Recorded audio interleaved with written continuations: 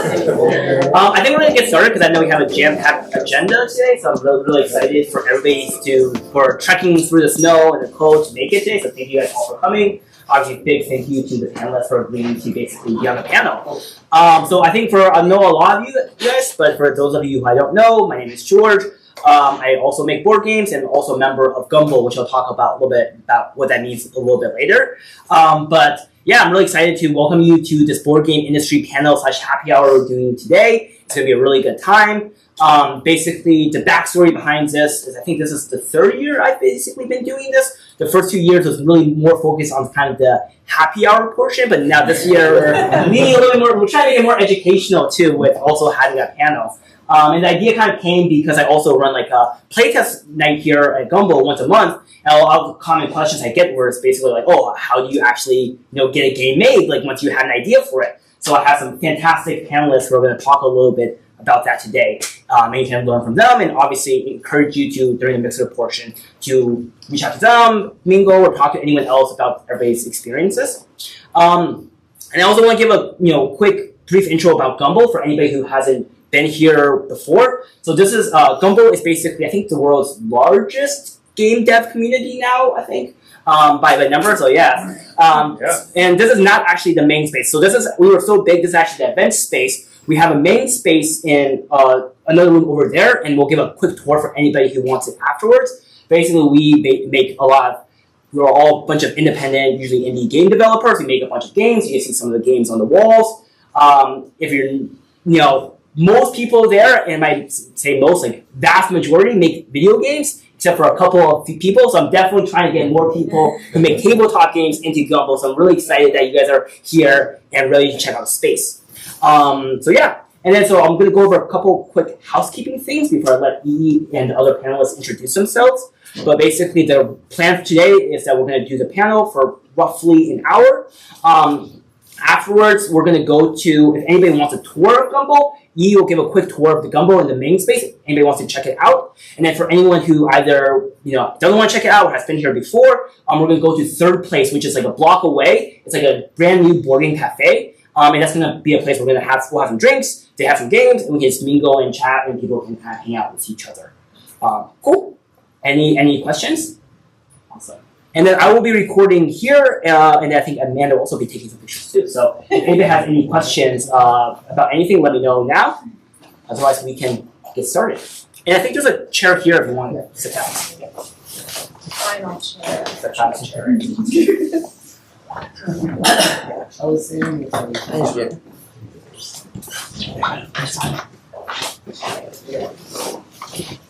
Alright, let's get started. Hello, we're going to do intros and then get right into the questions. I am Yiyi, she, her pronouns. I am a board member of Gumbo. I've been here since the very beginning. I help run Gumbo as well as a couple other nonprofits, games focused in the city.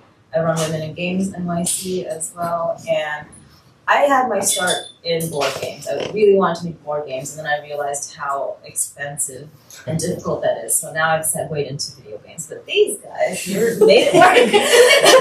So good. So yeah, let's go down the line.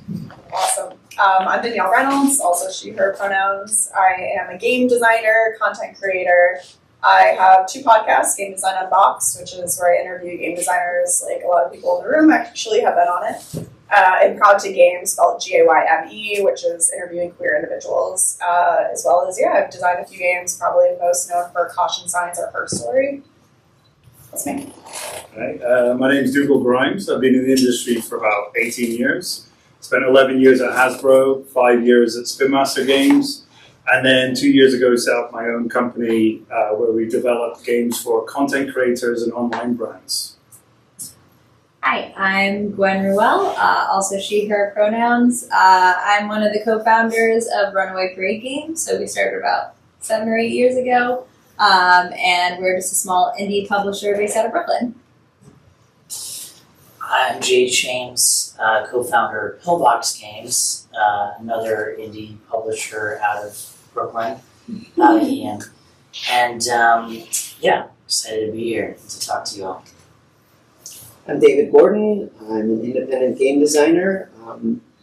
I and probably some of the games that you might have heard of that I made are or co-designed is Finspan, Monkey Palace, the Lego game, Floristry, and a few others. I really enjoy co-designing, and I really am thankful to the New York game designer community for welcoming me when I was new and young and in games, and it's just been all of the people, so many people in this room helped me in incredible ways, and I'm just really happy to be able to share anything I can today.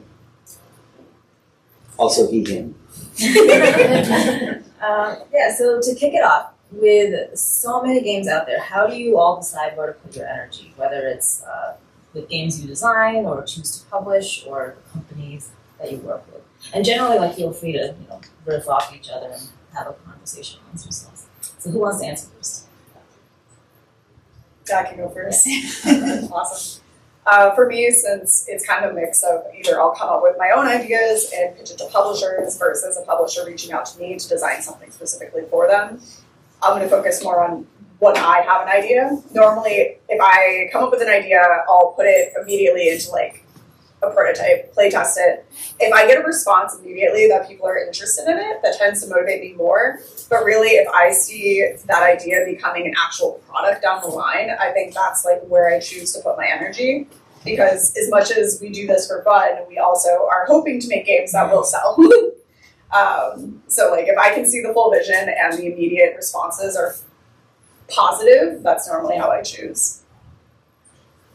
Well, I think the way I always start is just looking at what's going on out there, like research. It sounds pretty broad, but you think about, if you're developing a game, you think about the audience you're going to try and reach, whatever that is.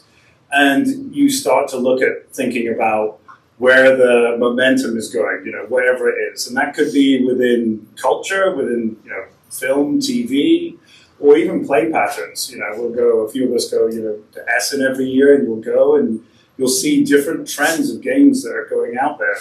And so, a recent one, a really good example is the conversational games, right? Which I think maybe about 5 or 6 years ago weren't really on the cards as a game, but it's become very apparent now. So sometimes you'll just be out there looking at where the momentum's going in the market and who you're actually making the games for, what they're going to be into. So that kind of determines where you're going to focus your time on.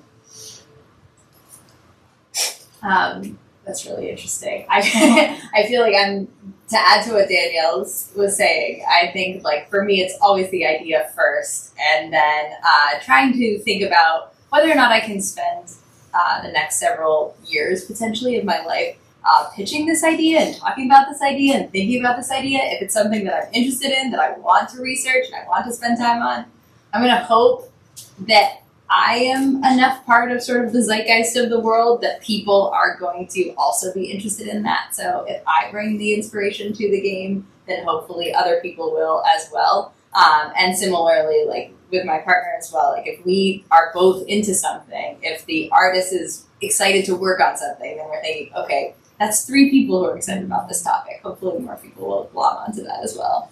Yeah, I could piggyback on that. I think it's it's an excitement thing. If you have an idea that you feel doesn't quite exist in the world and you're really excited about it and you think this would be so cool if this existed, and wouldn't it be great if this were that type of game that I could be playing, that's obviously the seed of something great.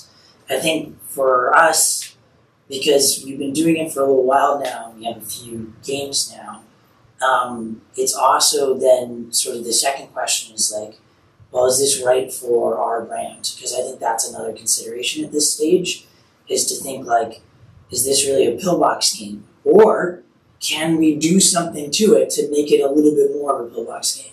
Because I think it's important to try to foster that, just because it's a fun, cool thing to do, but also, you get expectation from your fans at this point to say, oh yeah, that makes sense with you guys, and that's a cool direction that you specifically went in. I feel like that's the difference between like Dave and I as independent designers. We'll make things for very different publishers. So like my pitch deck, I pitched like 20-ish, and I'm sure you're similar.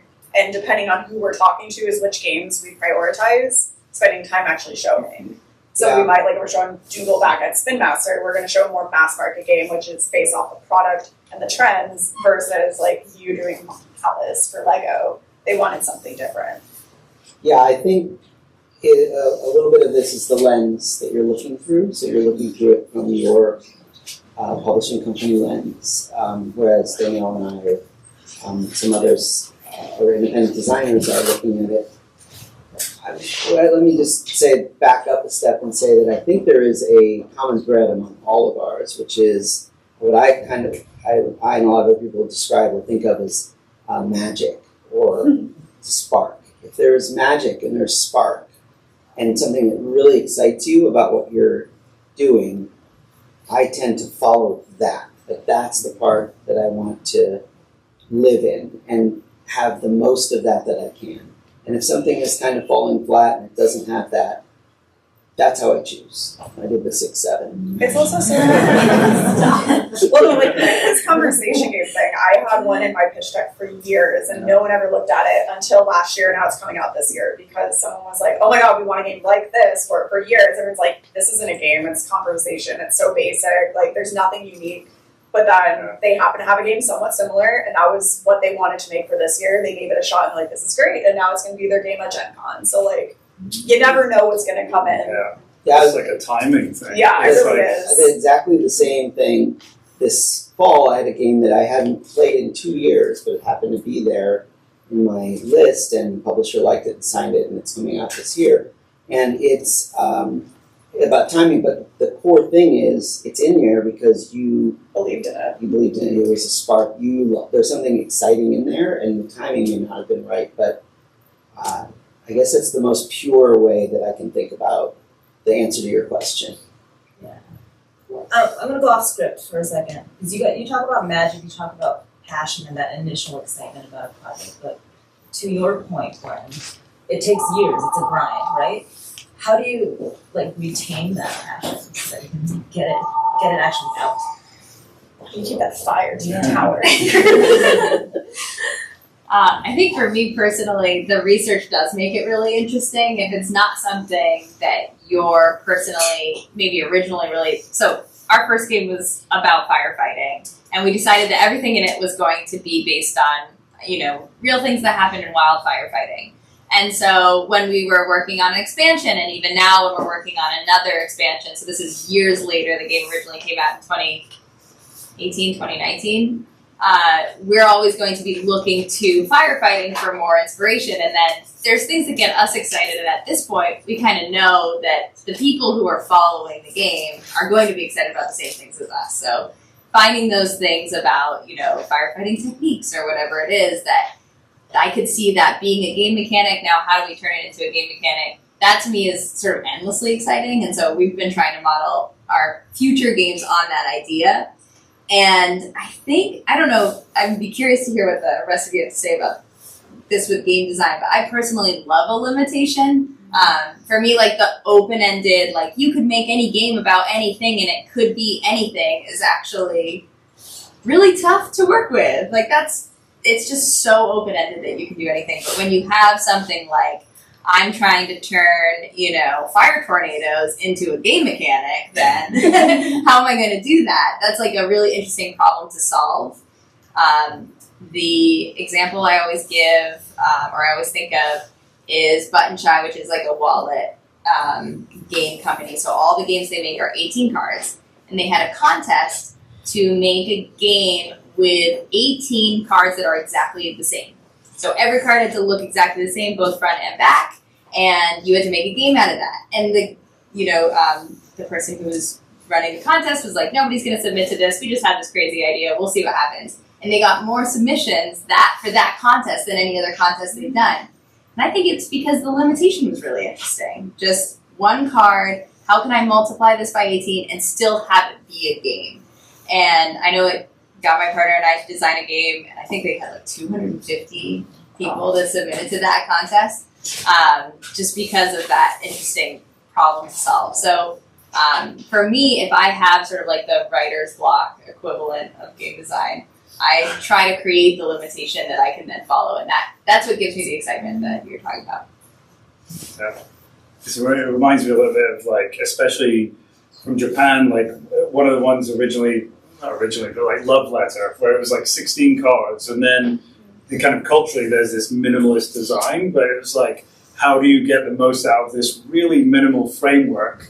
And Oink Games does a good job. They pick a theme, they pick like specific components, and then build on that. And it's almost like the constraints within that start to create all the creativity that goes with it. It's cool. Stuck with that ridiculously small box size. Yeah. Yeah, this tiny box size, and it's about a circus. Yeah. Yeah, I think excitement can come through the art styling as well.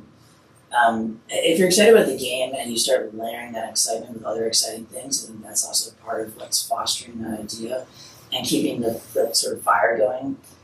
Playing the game is also really helpful. But to Gwen's point, the limitation, yeah, because what does the limitation do? It makes it a game. It makes the very act of inventing a game into a game.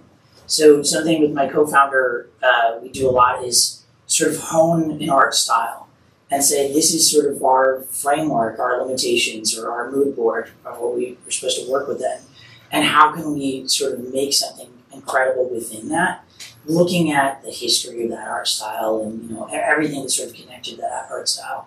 And to Gwen's point, it's like the more research you do, the more you try to work within those limitations, it's actually like the better it becomes, the more exciting maybe, the more rewarding it becomes. Yeah. The whole restriction breeds creativity thing. Yeah. Another question for everyone. What does everyone's design process look like? Either for games you design and pitch or games you're self-publishing? Sort of the end of the line this time. The design process, it can vary for me. I will get ideas about a mechanism. I'll get an idea. Ideas can come at a great resource for folks in terms of ideas.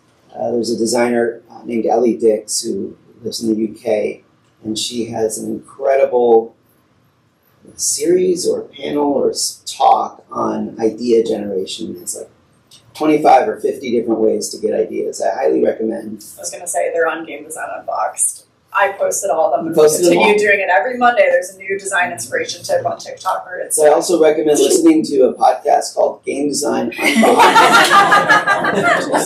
I've got an amazing host and really wonderful guests, including someone named Ellie Dix. Anyway, so the idea can come from a lot of different places. For me, I will get ideas on the mechanism. I'll get an idea on a thematic idea. I had last week I started a couple weeks ago a game where I was, okay, what if the moon were really made of cheese and we were all aliens and we were eating it, and as the game goes along, the moon gets down to nothing then. And that started a process. Or an experience. I had a dream, actually, that there was a game, and nothing about the game or the theme was in the dream, just the experience of somebody did something, and then that triggered someone else to do something, and someone else to do something, and everybody just kept triggering, and then somebody else would do something and trigger everything. Just that experience led to a game that is about a butterfly flapping its wings and mechanisms. It came out of that. So I think the ideas can come from a lot of places for me, but in terms of the process, once I have an idea, I will try to come up with the simplest core rule set that I can, and I will try to test it as fast as I can. And the rule set can be 5 or 6 bullet points in a Google Doc. The components that I need in this, what is the least possible number of things I can do, what's the simplest possible way I can make the cards, and get it to the table. Often I'll get a game to the table that day and test it within 24 hours. And I'll see if there's any magic or spark. And if there is, then I'll iterate it and keep going. But I think that it's kind of like I'll just limit my answer to the beginning of the process and that initial spark. But I think the most important thing there is really what's happening in here is not always going to be what happens here. And so you want to get your idea onto the table and into people's hands to see if it is anything. I hope that's helpful. Very helpful. Nice. I think inspiration for the design process comes from the real world, which is kind of something you were sort of touching on as well. For side effects, we based that on reality, and the same thing with our second game, our follow-up game, Mud. Side effects was about disorders and medication, and part of the limitation of that was that all these drugs are going to be real, and all the disorders will be real, and all the side effects will be real. And it was kind of interesting and fun, and also opened the game up to other themes like social commentary, because we kept that within the realm of reality. And when we were doing a political game, Mud, after that, it was also sort of important to try to bring that like verisimilitude of the real world into game mechanics. It could also just be really fun to take like something of your daily life and try to interpret that as a game. Maybe that's just the way my mind works, but I'm sure you guys were also thinking about that in traffic or on the subway or something, how this could become a game. So I think the design process, in terms of mechanics specifically, can go from there. Once you start thinking about it, then and you continue to think about it, builds on itself, right? Yeah, Definitely. You start seeing it everywhere. Yeah. Yeah. Yeah, I was just thinking about how my parents always send me ideas for games that are like the worst parts of their lives turned into games. They're like, oh, you know, horrible time at the airport. That should be a game. And I was like, why? It wasn't fun then.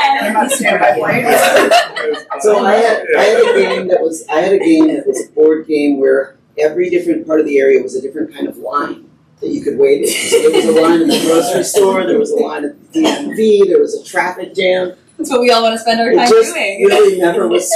These are great ideas. Take these ideas.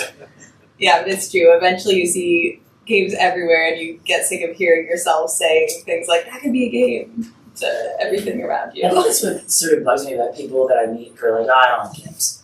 I'm like, you're literally playing games all the time. In your life, you're playing a game. When you wake up in the morning, you're playing a game. When you go to work, especially, there are all these rules about your job and the dynamics and your social interactions. Everything about it can be sort of gamified, right? If you think about it.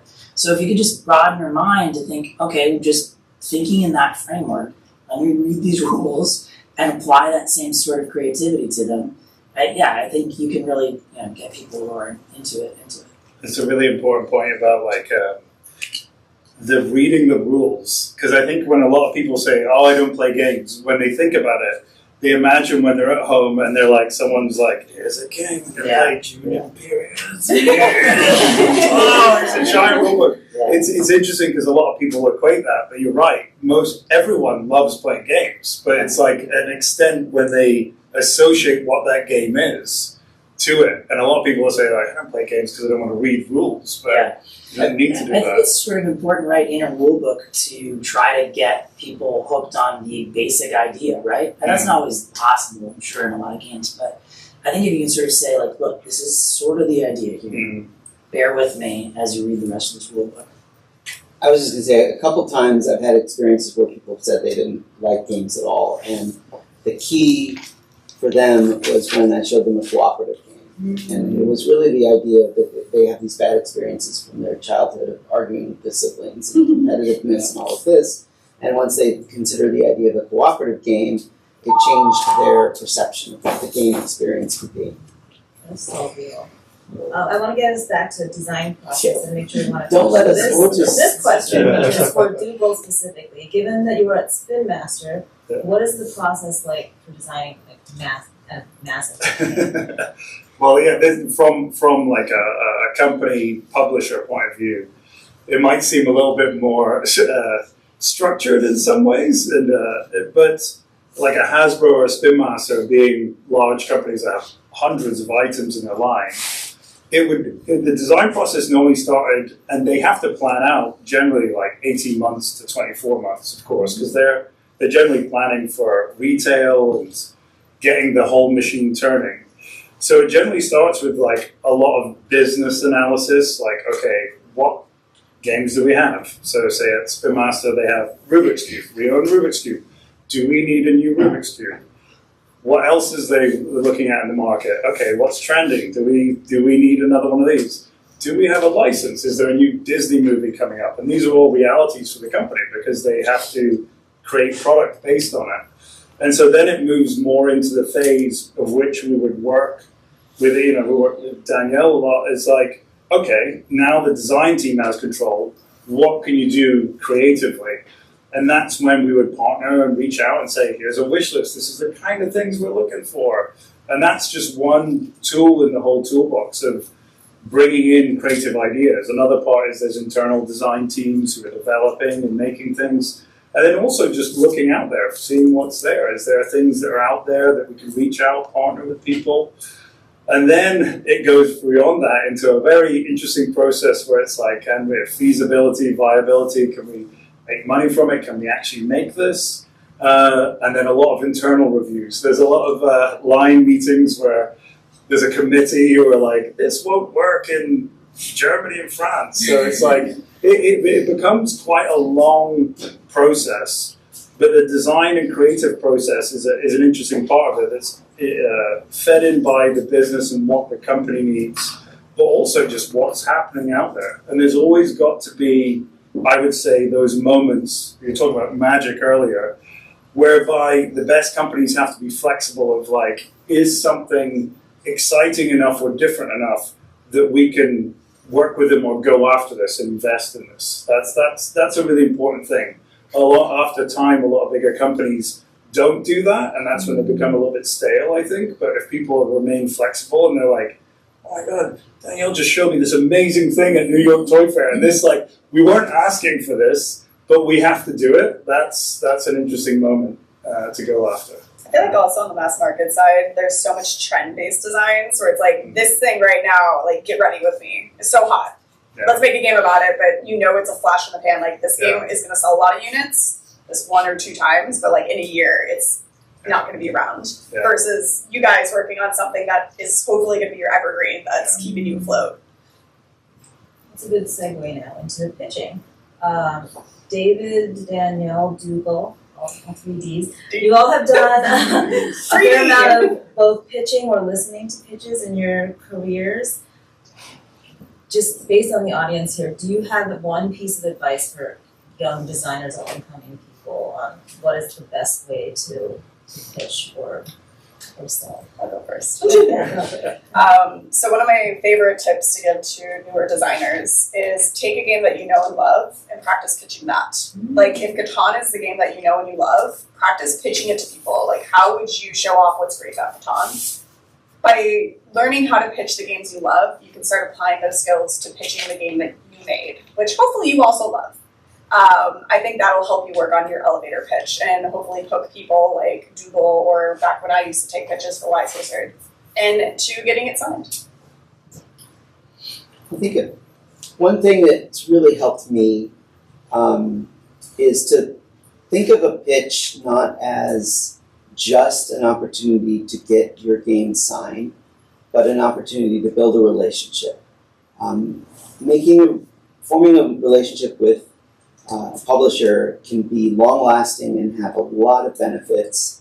I hope both ways, but definitely I have experienced the feedback when I get a rejection, informal playtesting with a publisher, contacting a publisher and saying, do you mind taking a look at this and letting me know what you think of it. And publishers are so, as I said before, this industry is incredibly welcoming. And the publishers who I have just asked as a friend to look at something and give some feedback are some of the biggest publishers in the industry, and they're just willing to do that. So if you can think of it in terms of building a relationship, not just do I get my game signed or not. One, it won't be as crushing a loss when they say no, which they will say a lot of the, like 97, 98% of the time if you're really good at pitching and have good games. You're going to get a lot of no's, so make the most of them and make yourself better so you have a better chance next time. And I'm always thinking about how can I get better at what I'm doing based on this failure. Yeah, I think it's really good to expect the no and be excited if you end up getting the yes, but also, like you mentioned, building that relationship. So someone, when they're signing on you as a designer for a game, you're basically entering a relationship for potentially years, hopefully if it goes well. So it's like almost like a marriage in a way that this partnership will hopefully work on both sides. I'll talk on the other side of the table in one ways, which is interesting because you've got people here like designers and pitching to companies. So from a company point of view, yes, absolutely practice and know what you're presenting and the inherent ways in which you can get that across. And also a very good point about not being as precious about this singular moment of this is something because you're pitching something. But a lot of the time you might be pitching to one person or 4 people that are from the industry and they will have feedback. Sometimes it might not be the best feedback, but these are people who work in the industry and they're giving you information that you can choose to take on board or not. And also, as Dave said, is you're also just building that relationship. So you're kind of not being precious about it. I think another thing I'd add on top of that is when you're pitching, it's like doing your homework. It sounds a little bit trite, but the company that you're pitching to, it's easy to look and see what games they've launched, what generally they are. They're a mass market company, they're a specialty, they're a hobby company. What do you think that they might be looking for in general? You can never truly know because sometimes you might be in a pitch and they're like, oh my God, we were just talking about this yesterday and we really want this game and it's totally different from whatever we're doing. But generally, you're not going to pitch a sort of heavy Euro game to someone like a Spinmaster. I know that sounds, I'm using kind of an extreme, but it's just doing a bit of homework about who the audience is on the other side and knowing what they would be open to in that way. So that's probably the additional bit. I feel like when I was at Wise Wizard taking pitches, it was one of my largest pet peeves for someone to reach out where their game's not at all close to anything we make. So it just showed that they were copy pasting email addresses or they were like going through the Gen Con list. And like I appreciate the reach out, but without doing the researching, it just puts a bad taste in your mouth, especially because as smaller companies, you're wearing so many hats. Like my spending the time to look at this email is taking me away from developing this game that's coming out or play testing or whatever it is that you're working on. And just as like a fun way to look at it, New York Toy Fair is coming up, and I emailed about that in Gamma. I sent out 50 emails. You want to guess how many people responded? I actually got 20. Very proud of myself. I know. But you know how many meetings I got? 5. There it is. Yep. So it is a lot of work to hopefully maybe get a conversation. But the nice thing is, if you keep seeing the same person, like as the designer keeps showing up, you're going to be more likely to make room in your schedule for that Can I ask person. a question on that? Yep. When you send an email, are you saying what you're working on or just, hey, I want to show you what I'm working on? I say, Tell me what hey. you're working on. So I basically will be like, hey, I'm attending these shows. I list New York Toy Fair, Gamma. I also say I'm available for digital pitches. I don't send them my pitch deck, but I ask like, are you available for any of those? I also have a pitch deck and then see if they respond first off. But then also what they respond with and appropriately adjust to whatever that is. And hopefully I'll get a meeting, but if I don't get one this time, maybe next time. And I try not to take it to heart or anything. Like everyone's busy. And man, a lot of people are really busy at both of their shows because their priority is not taking design pitches. It's to like work with the retailers and get their games out. Yeah. Just building on that, it's interesting in terms of people at these shows, if you're doing a pitch and you're at a convention, being busy, and everyone feels like they're going to spend the time to review something and really understand it, but there is this, it's a pitch, and so you have to be prepared with something, and unfortunately over time people's attention spans have gotten less and less, so you've got really like 5-10 seconds to capture someone. Now that doesn't mean you don't have to have all the additional information behind it. But if you have a sizzle video, a true sizzle video, which is part of a pitch, you've got like a 10 to 30 second video that really like draws their attention. And then they're like, all right, tell me more. Well, it's funny you should say that. We're going to do this. We're going to play a game. And, you know, it's part of the knack of it. So another part of the pitch is making sure you have those layers of like the headline, grabbing their attention.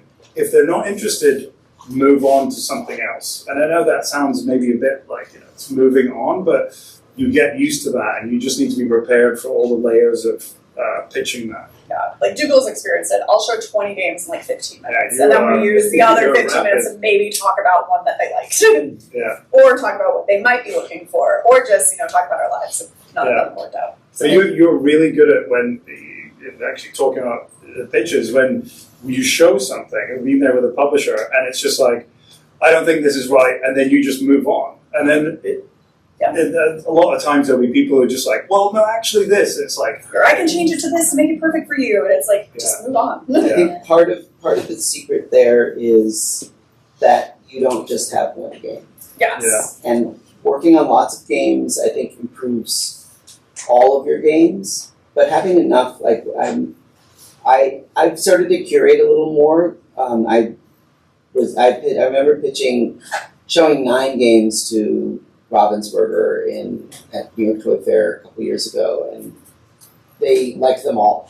So they're like, oh my god, now I have to send them 9 things. I'm like, okay, I'm going to curate this down to like 4 or 5. So now I do 4 or 5. Now it's different than a pitch deck, which is a great thing to do to show them a bunch, but really kind of the whole point, I guess, that's connecting all this to know the publisher a little bit and know how try to learn from them when they reject things. What are they looking for? What are their tastes like? And what is the right? Honestly, getting rejected by publishers is as good as a playtest for me, because they'll tell me what is right or wrong. If you hear the same thing over and over, it's like, oh, I should probably tweak this one thing, maybe. Yep. Yeah. yeah, it's like Kind of free them to give information. feedback more often. Yeah. I want to follow up on your question just a little bit. I assume that you're reputationally somewhat well known in the games industry. At this So point. when you email someone, they are likely to take a meeting without seeing the deck. But would your advice to anyone doing a cold email be the same? Yeah. Would you send over I would just send can we talk? very similar email. Yeah, I mean, make sure that you're not just like sending your pitch deck, but just be kind.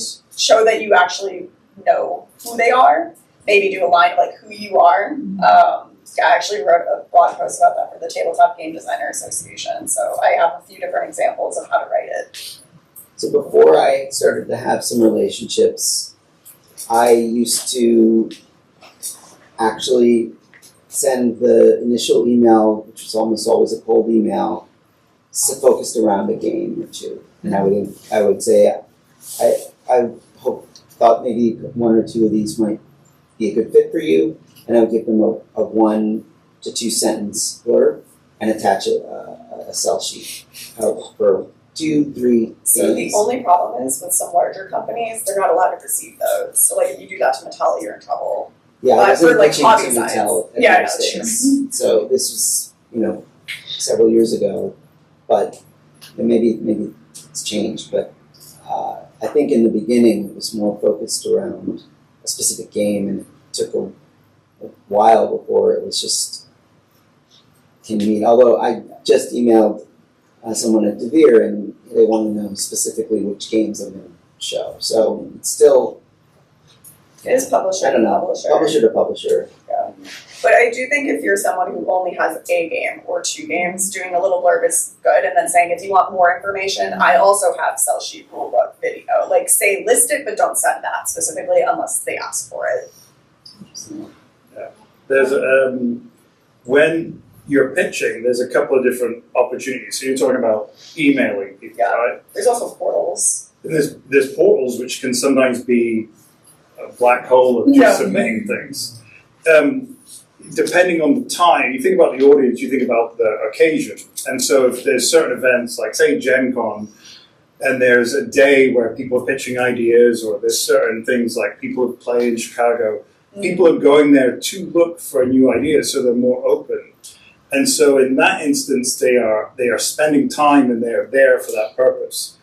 On email, sometimes it's like they'll be doing a bunch of other things, and they've got an email from their boss, and this, and they get an email through, and it's like, now switch your mode to think about this game. It could be it could be kind of challenging to switch in that way.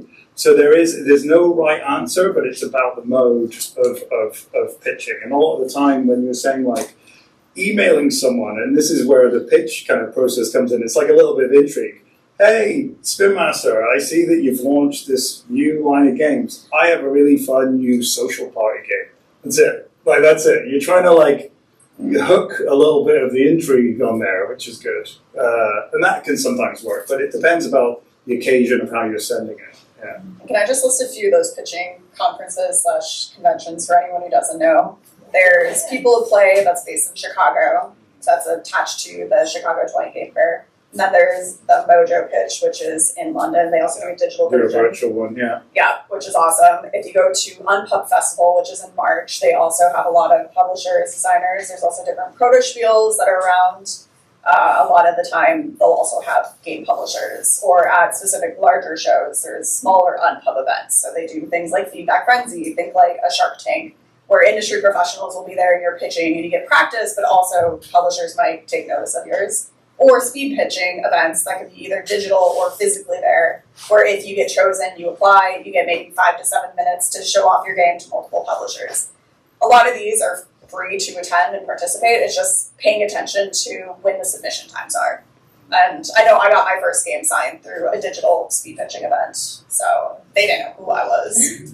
It's a great way to do it, especially when you're newer. Yeah. And what is the name of your blog? Because you said you had. There's an organization called Tabletop Game Designer Association, so ttgda.org. I helped found it. I'm on the advisory board. And so they have a ton of different links to like podcasts, blogs, and we do newsletters. And I also answer a lot of questions on there. And that's where people would find. Yes, yeah, you could find that example. All right, let's flip over to the other side of things, which is self-publishing, Kickstarter. Gwen and Jade, you both took totally different route with what you are doing and did some self-publishing. Why did you decide to do that?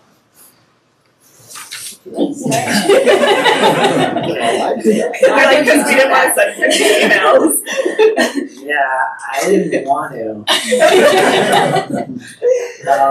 to. Really, we pitched side effects in the beginning, and we even got signed with the publisher that became sort of defunct or shortly after we signed with them. So it was really more of a situation of convenience. And at that time, we just happened to have a really successful Kickstarter, and the game was already sort of becoming more and more successful. So we just thought this is something that we could do. I mean, we kind of fell into it though. I don't know if it's really something that we were planning on doing. But I will say, love that we're doing it, because to have a game company now, that between it's really sort of it's a 4-person group, but it's really mostly the two of us, me and Ben Bronston, who's co-founder in the audience. It's just really fun to think of what this brand means, what this company means, and that is it's sort of interesting hearing all of your talking about finding the right publisher, because I was like, oh yeah, what are we, the publisher that you Yes, what would I say yes to? Yeah, exactly. So I didn't start out wanting to do this, but I definitely am happy that I'm here. That's great. I feel like I'm going to give us a So we actually just didn't know there was another option. We both, my partner Sam and I, also in the audience, wanted to make a game, made a game, and then I was like, wow, Kickstarter is really doing well with board games. And that was the beginning of it. I didn't recognize that there were people who were pitching games and having success doing it. When I was 18, I wrote to somebody asking them how to get in the game industry, and they wrote back, do not. It was like a one-line email. And so that was like well before, this was many, many years before starting the project of making our first game. And so I just thought like the only way to do that is to self-publish, that basically you're, I guess you could try pitching to like, I don't know, the Monopoly company. That's sort of what I thought. And so I learned it all in this idea that we were going to self-publish the game. And so right before we self-published, right before we launched our Kickstarter, we actually had a company come and try to sign our game. And we were like, oh no, we've gone way too far. I had a background in graphic design, so I think that has a lot to do with it as well. Like, play to your strengths. One of the nice things about having a publishing company, I think we've even talked about this, is that you really get to play to whatever your strengths are. So if you're really good at writing stories, then you can make your game company very story focused and put that in. If art is something that you are going to easily come by, then you can make your game company an art forward company. And if you don't know what I mean by that, like look at a bunch of games out there. Some are really art forward. Look at Pillbox, honestly. Their games are beautiful. And you can find that thing that makes your company work, and you can use that to do better in the industry. So that's something I've really enjoyed, but again, not something I would have guessed. And now I'm also very happy for the control. So hearing from people who are pitching games to publish, not specifically you guys, but like you do hear a lot of stories of, I pitched my game, it even went so far as to get signed and then returned and that kind of thing. That's really tough, and you can always just make it on your own by doing a load of other work that has nothing to do with game design. Yes. But I'm also very grateful for getting into it this way, and I think one of my favorite parts of game design actually turns out to be product design, because you get to think about more than just what are the mechanics of this game, but exactly how somebody's going to experience it. So that those tactile elements, the art of it, but also just, how are they going to read through the rule book? How are they going to pick up the pieces? Every little thing about it you can design. And so when you're the publisher, you get complete control over that. And that's really fun. Yeah, I found for me, I've had the rare experience of not owning a publishing company, but having had a lot of control on that side with multiple different publishers. Mm-hmm. And I don't know if it's because my background also graphic design and then psychology, but I had worked at Fujifilm Graphic Systems running their tech center, so I knew all the big printers. I worked at a manufacturing company, so I learned how to spec out games and how to think about design from a product side, but also just with each component, how that might adjust, how much it's going to cost, and if that prices it out of the targeted audience. Right. So it's when you already have all that going in the back of your brain while you're making things, it definitely makes streamlining the design process easier for when you're pitching games, at least. Also, it makes me very excited when I have a publisher that's willing to share in progress art with me, and I get to give opinions. That's super fun for me. I've thought that a lot, that there's nothing you're going to learn from pitching games as an independent designer or publishing games as an independent publisher that's not going to help you with switching gears and doing the opposite. Yeah. So you might as well just go for one and then see how it goes. Yeah. At least personally, once we kickstarted a game and learned all the things it takes to figure out logistics and freight and figure out working with a manufacturer in China and all of that, by that point I was I have to do this at least one more time. I can't just have learned all of that and then never do it again. But I do know a lot of people who did choose at that point. They're I love games, but I'm going to switch to pitching so that I get to focus and spend more time on the actual design part, which makes total sense too. I also think there's an added sort of benefit of that level of control is you don't always know what you don't know, and that can actually be a good thing sometimes. There's examples when we launched Side Effects, we didn't want the name of the game on the cover. We just thought it looked cooler not having anything on the cover but our book. We liked the idea of you displaying it on the coffee table. That was our whole ethos behind that. And we thought, okay, well when we sell it or when we actually mass produce it into retail, obviously we're going to change all this stuff. We're not going to have the fancy gold foil, and we're going to put the name of the game on that. And then when we started putting it in front of publishers or retailers, they're like, no, we want that version. We don't want the other version. So sometimes your ignorance is actually a strength because like you're whatever you want that game to ultimately become, if you don't have the burden of experience saying, oh, you need like, this on the cover and you have to have this, you can actually be sometimes, occasionally, beneficial.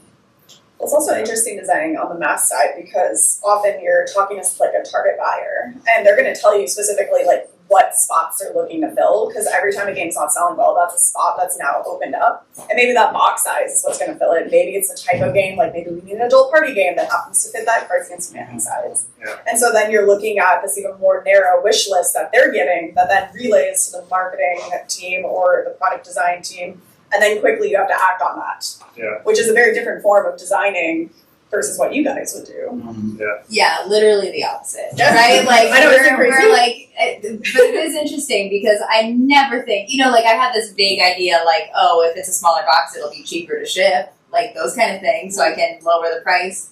But always designing what is best for the game at hand, and always like, but what you get out of that is like a very boutique experience supposedly when you play more like independent publisher games. Like you said, things that hopefully would have like a longer lifespan because they're designed to be that kind of game. But you're not gonna get them into Target as quickly. Or I'm going to pull us back into Kickstarter specifically. Both of you have run multiple Kickstarters at this point. What have you learned and what advice would you give? Because I think some people here are considering Kickstarter campaigns. Kickstarter's changed so much. Like we did one, the first one we did was in like 2018, I think, 2018. We just did one and it's just like a whole different ball game. You're expected to make like a movie trailer for your Kickstarter now. It's wild. It's really hard to make a Kickstarter that, it's a lot of work that is not working on the game itself, I would say. Like it's a lot of advertising outside of the Kickstarter. It's a lot of building a Kickstarter page, which is a bunch of materials that will be used nowhere else. Making this video and things like this. But you also get this opportunity to reach this group of people. It's a very specific group of people who like a very highly curated, right? Would you agree with that? What was your Kickstarter like in 2018? I feel like, so it was like I remember seeing successful Kickstarters, like I remember seeing Stonemeyer Games made like viticulture. Yeah. I remember watching the Kickstarter video for that game and it was just like some guy, like handheld whatever camera, just talking Okay, about. they just did that with their Mountain Goats Legacy. It's their staff members dressed as goats talking in interview style. Yeah, so that's like. But they've got like the clout to pull that exactly off. As like an underdog, you have to like prove that you're not that person, and they get to be like, we're that person. You're like, no, you're not. So is there a piece of advice to be gleaned from, I guess, the challenges? Bring your audience to the Kickstarter. That's what everybody always says, but I think it's really, really true. Like, Kickstarter's not going to bring the audience for you. Yeah, I think that's true. I think that you have to like think about your Kickstarter like basically a year before you do it. Everything Gwen is saying is absolutely true, especially about the changes between 10 years ago and now. And like how it was like even charming like 10 years ago to like just have a bunch of people being like, hey, we just thought this game was cool and like Kickstarter. And now it's like, yeah, full on movie trailers and stuff. But try to have fun with it wherever you can. You don't always have to adhere to exactly the things that Kickstarter or whoever else you're listening to prescribes. If you think an idea is cool or fun or interesting, you can play little games with your audience, and I think that's what they want you to do. I think that the only advice I can give, and really, we're also taking lots of advice right now from a lot of different people who have created cottage industries based on helping people with Kickstarters. But you already know that, you already have that information. Anything else that I could add would just be like, just try to bring your own thing to it. Just whatever that is that makes you happy or makes you think this is a fun campaign, try to not forget about that. The magic. Yeah. Would you say that things like Game Found and that follow the same suit in terms of how they operate to Kickstarter just now? Like, your experience, have you done majority Kickstarter? We've only ever done Kickstarter. Yeah. I don't feel like I could speak to whether BackerKit or Game Found for I our think own personal different ones reasons. pull for different audience members because like Yeah. Game Found I feel is a lot of like MIDI heavy gamers will Yeah. come to there because I know with like Wise Wizard we brought Robot Quest Arena's expansion over there because the type of gamer that was backing things was also over there. And then you also have these three companies giving incentives to the publisher to move to different areas. Right. So I think a little the decision making is there as well. Or like BackerKit is very big into like pins. And so they'll do like Pintopia or whatever, and they'll boost you and they'll put all these creators into different categories, like all the fantasy pins are here. And so they have like different marketing systems and different audience members. Yeah. But Kickstarter is like tried and true and it's been around a lot longer. So people More like people know are going it. there to check Yeah. stuff out. And Yep. it is going to bring, like, you are going to get organic audience from Kickstarter. I didn't mean to act like you wouldn't. I don't mean to act like you have to be the most brilliant person with the most polished thing ever either. I think what Jade's saying is so true. Like, try to figure out what your strengths are so that you can make your Kickstarter stand out from others. I think it is just that a lot of people think, I can launch on Kickstarter. I watched this project, make $1 million, and it wasn't so great. Like, I could do that, Yeah. And it's really hard to see how much behind the scenes work is being done, and it is so, so much. And so just be prepared. Do you to do also that use work. it as somewhat of a pre-order system to figure out how many you should be printing? Absolutely. Yeah. Yeah, because I feel like that's probably one of the best tools for it. Involved to that. It's yeah. huge. For Yeah. publishers, yeah. I don't think that whatever it started as, like, I really don't think that it's a thing that kickstarts companies. I think it's like, it's a marketing tool that you have to sort of already have a company, a fully fleshed idea, like lots of seed capital, and then you can launch it on Kickstarter. I would love to see whatever the next generation of Kickstarter is, though.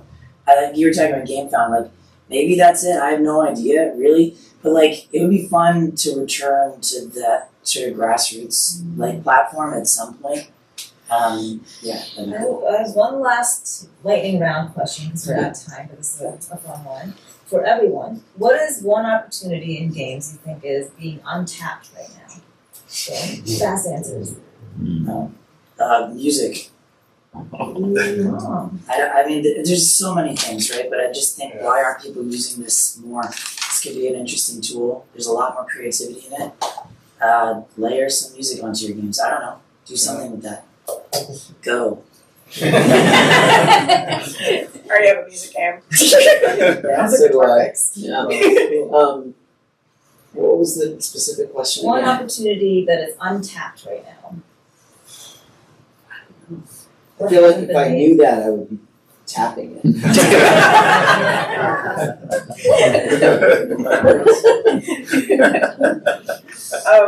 I'll answer, but it's not like completely untapped. But I feel like yard games and outdoor games. Oh, we just talked about this. Yeah, so like that's been something that's been appearing more and more on wish lists of publishers who I wouldn't have expected to be going towards that. But I think people are starting to see if you live in a nicer area, like a beach place. So it's just like, well, what kind of games can we take? Like Jenga, we blew it up and made it big, and now it's like it's got this whole new opportunity. Or I was just coming back from Thailand and people were playing Monopoly on their like computer screen in front of them on the airplane. So it's just like, how do you take these games that already exist and give them new life and new audiences? Do we make it an app, or do we make it large and make it an outdoorsy thing? So taking what's already there and coming up with like something tweaked or new for a different audience. Also like water games. I like playing things where in case it gets wet, it doesn't die. I mean, sports as a whole, there's so many different levels to that, but massive growth. And also, in terms of like visual and active games, like dexterity and things like that, they show so well on social media. And when you see someone doing a crazy moment where I mean, it's been around for a while, but like those trick shots and stuff, but sport has done a really good job recently of that. The only other one I'd probably add is like, it's interesting because it's now especially the antithesis of the technological advance at the moment, AI, is offline and trying to counteract slop. There's been a lot that I've been reading about authenticity and behind the scenes. And it plays a lot to like crowdfunding and what board games have been doing as an industry anyway. Like, here's my game, here's how I made it, and talking about that. But I think the opportunity a lot more in terms of like really diving into the reasons why you made this and really candid behind the scenes moments that build into the whole game. Like if you're launching something and describing it is going to be more important as people try and decipher what is not AI and what is real. Yeah.